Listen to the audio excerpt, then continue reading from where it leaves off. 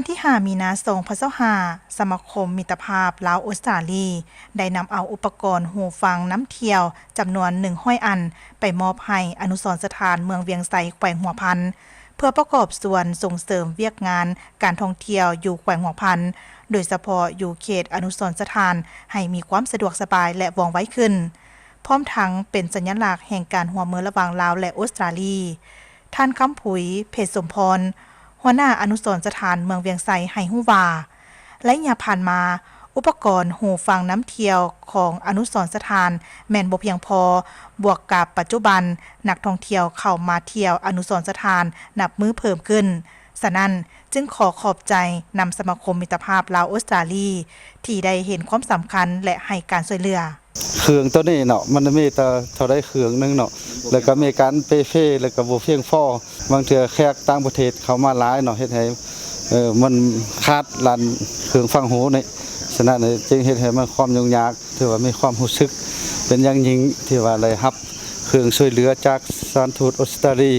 ที่มาช่วยเหลือให้อนุสรณ์สถานของพวกเฮาเพื่อเป็นการดึงดูดให้นักท่องเที่ยวต่างประเทศได้ฟังได้ก็ได้ชมไส้เพื่อเป็นการดึงดูดให้นักท่องเที่ยวเข้ามาเที่ยวแขวงหัวพันก็คืออนุสรณ์สถานเวียงไสให้นับมือนับหลายขึ้นท่านนางลินดาวอไทยซองประธานสมาคมลาวออสเตรเลียให้ฮู้ว่า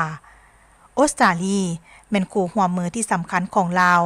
ได้สนับสนุนหลายแขนงการโดยเฉพาะแขนงการศึกษา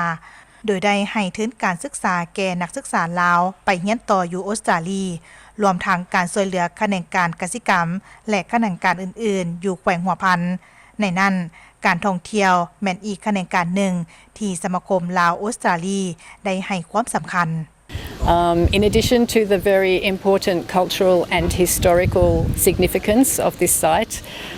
can I just say what a beautiful, spectacularly beautiful province this is, with the mountains and wonderful scenery. I am currently very honoured to be the inaugural co-chair of the Australia-Lao Friendship Association and the Lao-Australia Friendship Association.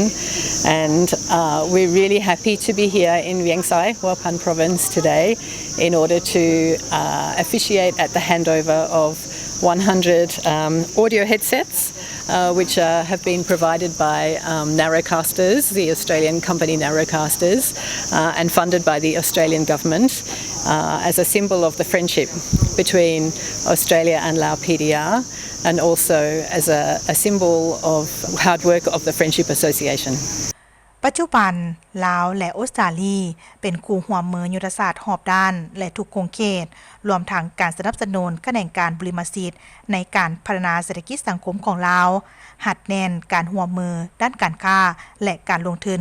การศึกษาการท่องเที่ยวรวมทั้งสนับสนุนลาวรับมือกับการเปลี่ยนแปลงของดินฟ้าอากาศและการหันเปลี่ยนนำใช้พลังงานสะอาด